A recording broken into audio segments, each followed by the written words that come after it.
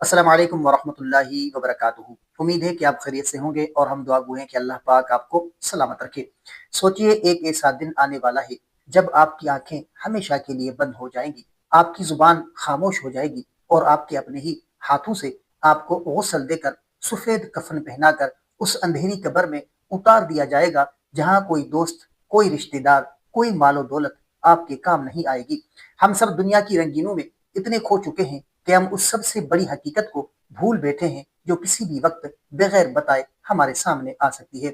آج کی اس ویڈیو میں ہم اس ہولناک گھڑی کا ذکر کریں گے جب انسان قبر کے اندھیرے میں پہنچتا ہے، جہاں اس کا سامنا ایسی مخلوق سے ہوتا ہے جنہیں دیکھ کر دل کی دھڑکنیں رک جاتی ہے۔ وہ کون سے 3 سوالات ہیں جو وہاں پوچھے جائیں گے، اور کیوں آج ہماری اکثریت ان آسان سوالوں کے جواب جانتے ہوئے بھی وہاں نہیں جواب دے پائیں گے۔ اس ویڈیو کو پورا دیکھیے گا، شاید یہ آپ کی زندگی کا سب سے بڑا ٹریننگ پوائنٹ ثابت ہو۔ جیسے ہی میت کو قبر میں دفنا کر لوگ واپس لوٹتے ہیں تو حدیث پاک کے مطابق میت ان کے جوتوں کی آہٹ تک سن رہی ہوتی ہے۔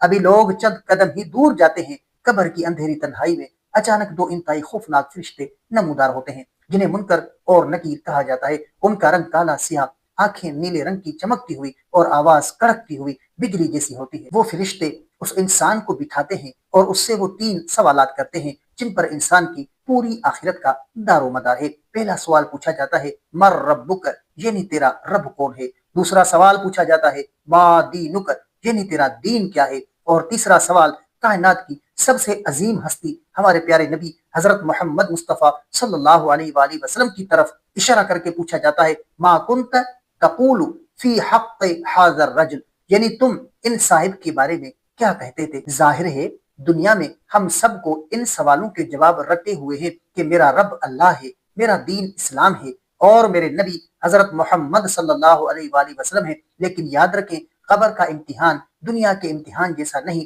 وہاں زبان وہی بولے گی جو انسان نے دنیا میں عمل کیا ہوگا۔ انسان نے دنیا میں اللہ کی فرمانی کی ہوگی، 5 وقت کی نماز پڑھی ہوگی، وہ تو فخر سے کہے گا میرا رب اللہ ہے۔ لیکن جو شخص دنیا میں آزان کی آواز سن کر بھی بستر سے نہیں اٹھتا تھا، جو فلموں، ڈراموں اور گناہوں میں مصروف رہتا تھا، وہ وہاں خوف اور حسرت سے کہے گا ہائے ہائے، میں نہیں جانتا، میں نے لوگوں کو جو کہتے سنا وہی کہہ دیا۔ اسی طرح جس نے دنیا میں نبی کریم صلی اللہ علیہ وآلہ وسلم کی سنتوں کو مذاق سمجھا، داڑھی کا مذاق اڑایا، پردے کا مذاق اڑایا، وہ وہاں آقا علیہ الصلوۃ والسلام کو پہچاننے سے انکار کر دے گا، جس کا نتیجہ یہ ہوگا کہ قبر اس پر اتنی تنگ کر دی جائے گی کہ اس کی پسلیاں ایک دوسرے میں دس جائے گی اور جہنم کی طرف ایک کھڑکی کھول دی جائے گی۔ لیکن ایک سچے مومن کے لیے اسی وقت قبر کو جنت کا باغ بنا دیا جائے گا۔ میرے پیارے بھائیوں اور بہنوں، موت کا کوئی کیلنڈر نہیں ہوتا۔ جو لوگ کل قبروں میں جا سوئے وہ بھی آج